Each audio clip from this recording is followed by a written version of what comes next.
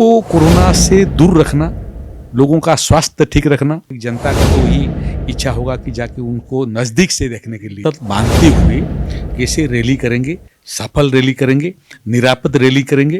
प्रधानमंत्री का भी सुरक्षा का विषय है, जो लोग चुनाव में काम कर रहे हैं, लड़ रहे हैं, उनका भी सुरक्षा का विषय है। नमस्कार, आप देख रहे हैं हिंदी समाचार। मैं अंशु। 2014 के बाद ना एक राजनीतिक रिवॉल्यूशन आया था हिंदुस्तान में, जब मोदी जी प्रधानमंत्री बने। हर चीज़ का स्टैंडर्डाइजेशन हुआ, डिजिटलाइजेशन हुआ, हर कुछ का एक फॉर्मेशन हुआ कि कैसे काम करती है। अभी बिहार में इलेक्शन है, माहौल बहुत गर्म है और ऐसे में प्रधानमंत्री की रैलियां चालू हो गई हैं। तो मेरे साथ एक एमपी हैं जो कि उड़ीसा के बाड़गढ़ से आए हैं। सुरेश पुजारी जी नाम है उनका। मैं उनसे बात करूंगा क्योंकि इस बार कोरोना काल में ना इलेक्शन थोड़ा अलग तरीके से हो रहा है, रैलियां कम हो रही है, प्रिकॉशंस मेजर बहुत लिए जा रहे हैं। तो इस साल की जो तैयारी होगी ना, मैं उन पर बात करूंगा। वो बीजेपी से सांसद हैं, उड़ीसा से। वो मुझे हर कुछ बताएंगे इस बार कितना सब कुछ अलग हो रहा है। रैलियां तो करनी है लेकिन बहुत कम मात्रा में हो रहा है। सर, इस बार कितना अलग है? ये बहुत अलग है। ऐसा परिस्थिति कभी पहले आया नहीं था हिंदुस्तान में। और हम लोग लोगों के पास जाते थे, लोगों के पास जाके उनसे मिलते थे, हाथ मिलाते थे और उसके साथ साथ सभाएं करते थे जिसमें भीड़ भी करते थे। तो ये कोरोना काल में तो ये सब बंद हो गया।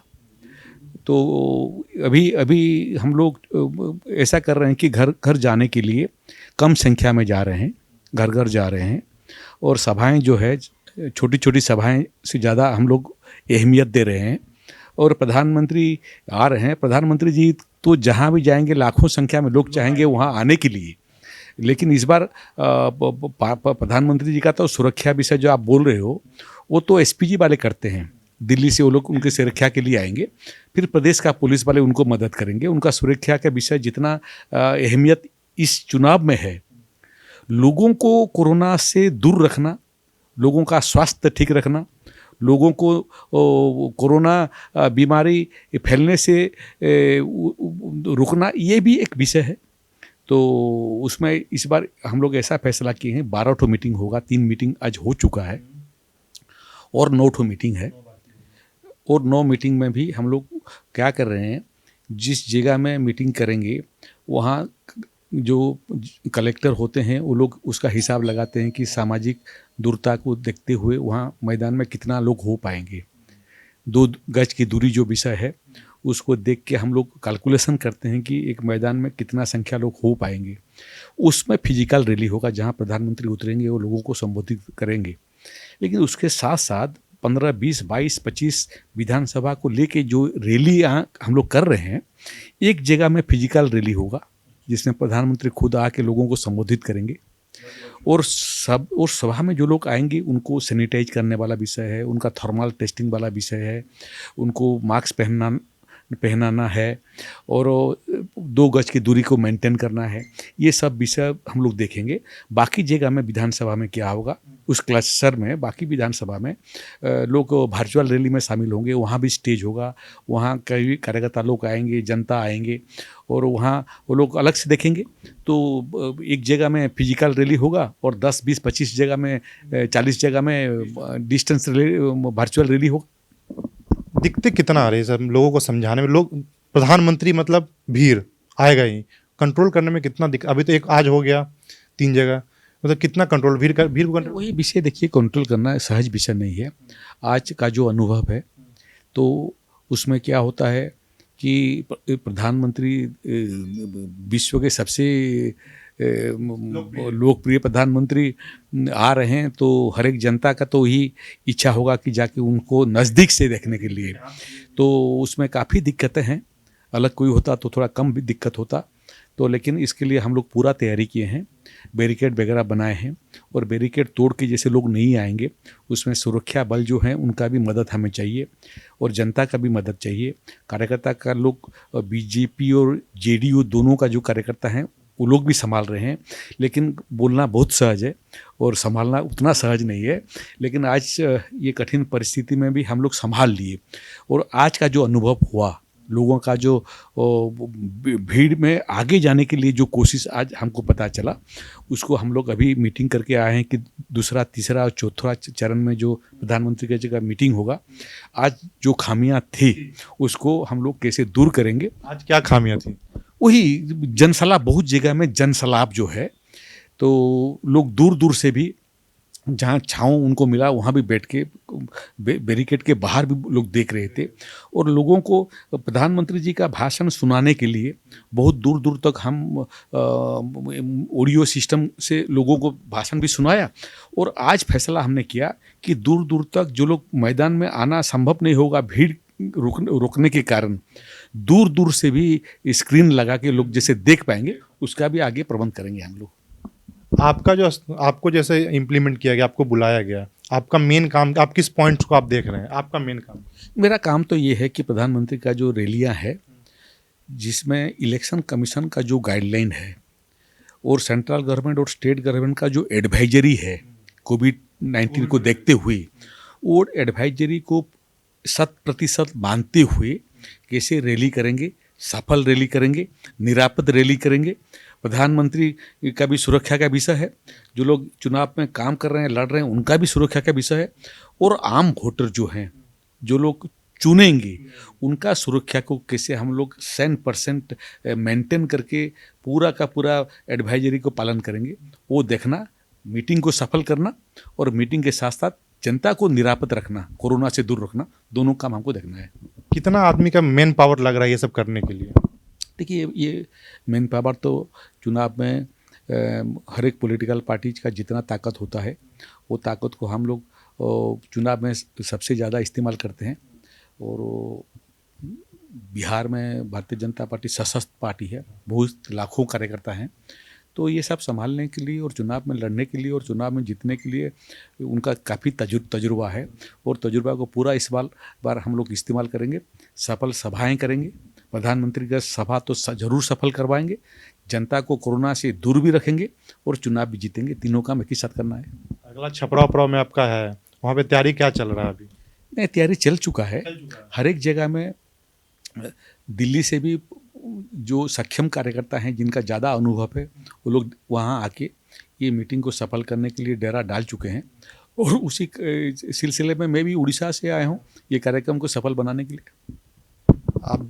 आप देख रहे थे कि एमपी साहब कैसे बता रहे थे कि मोदी साहब को तो बचाना जरूरी है, उससे भी ज़्यादा जरूरी है वोटरों को बचाना। इस बार एक नया चीज़, और इसको न्यू नॉर्मल कह सकते हैं, नया चीज़ है इस बार, एकदम नया चीज़ है, मतलब कभी लोग देखा नहीं, इस बार इम्प्लीमेंट किया जा रहा है। सर, थोड़ा हंसी भी आता होगा ना इन चीज़ों को देख के, या फिर नहीं, देखिए हंसी का विषय नहीं है। कोरोना पैंडेमिक देखिए सिर्फ हिंदुस्तान का विषय नहीं है या बिहार का विषय नहीं है, पूरा दुनिया में इसमें आज के दिन में विचलित है, चपेट में है, विचलित है।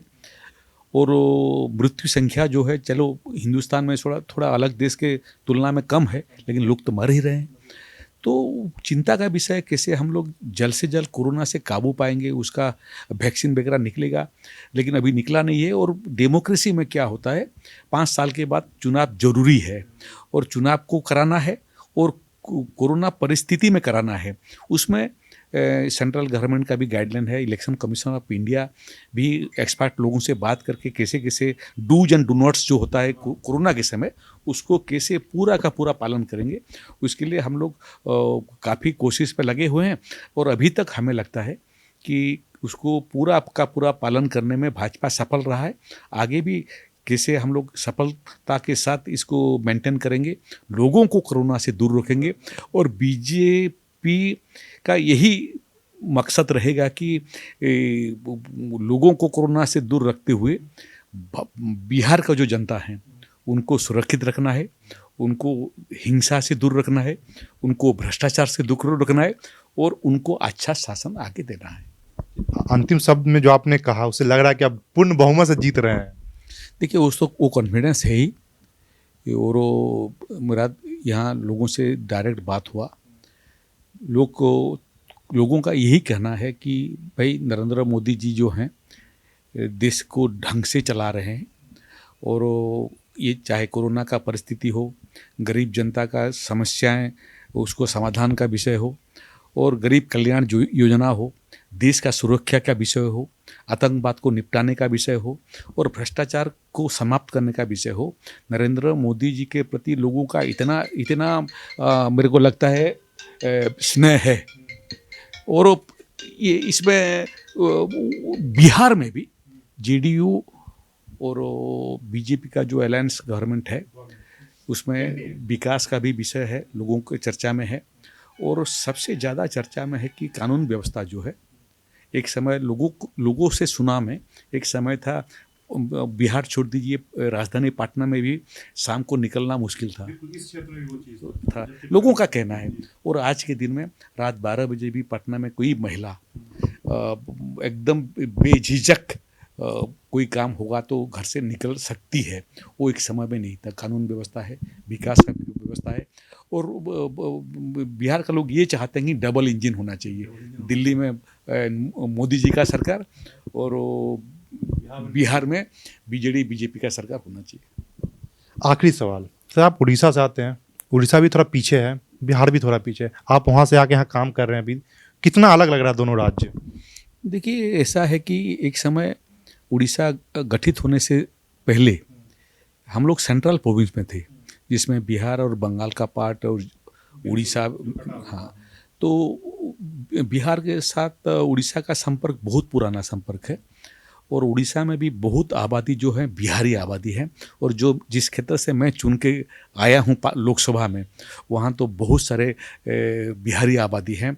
और आजकल आप लोग बिहार में छठ मानते हो ना, मैं जिस क्षेत्र से आया हूँ वहाँ छठ के समय आप पहुँच जाओगे, आपको लगेगा कि भाई ये बरगढ़ या झारसुगुड़ा में नहीं, हम लोग तो शायद बिहार में है, ऐसा छठ मानते हैं। और सिर्फ बिहारी लोग नहीं, मेरे क्षेत्र का भी लोग भी आजकल वो लोग छठ मानने लगे हैं। और बिहारी आबादी जो वहाँ है, वहाँ का जो पर्व नुआखाई बोलते हैं, उसको मानने लगे। तो धीरे धीरे करके ऐसा हुआ है कि एकदम मिक्स्ड कल्चर है। और हम लोगों का चाल चलन और पहनने का जो ढंग और खाने का जो व्यंजन लगभग एक ही है। ये सर का बहुत ही जिम्मेदारीपूर्ण काम है, ये लोगों को बचाने और नरेंद्र मोदी को भी बचाने आया है। सुनने में थोड़ा अजीब लगेगा, लेकिन जी ये बिल्कुल न्यू नॉर्मल है। हर एक सेक्टर में एक कोविड-19 के लिए एक अलग टीम गठित किया जा रहा है। तो इस बार चुनाव में, राजनीति में भी ये चीज़ है कि कोविड का जो गाइडलाइंस है वो हर सेक्टर दे रहा है। तो चुनाव की तरफ से मिला है, सर उसको बहुत निर्वहन करने के लिए आए और बोल रहे हैं कि बहुत सक्षम तरीके से कर रहे हैं। तो सर का काम बहुत जिम्मेदारीपूर्ण काम है, मोदी जी को भी बचाना है और यहाँ के वोटरों को भी बचाना है। नमस्कार, साइनिंग ऑफ, कैमरा मैन रोशन के साथ अंशु, पटना।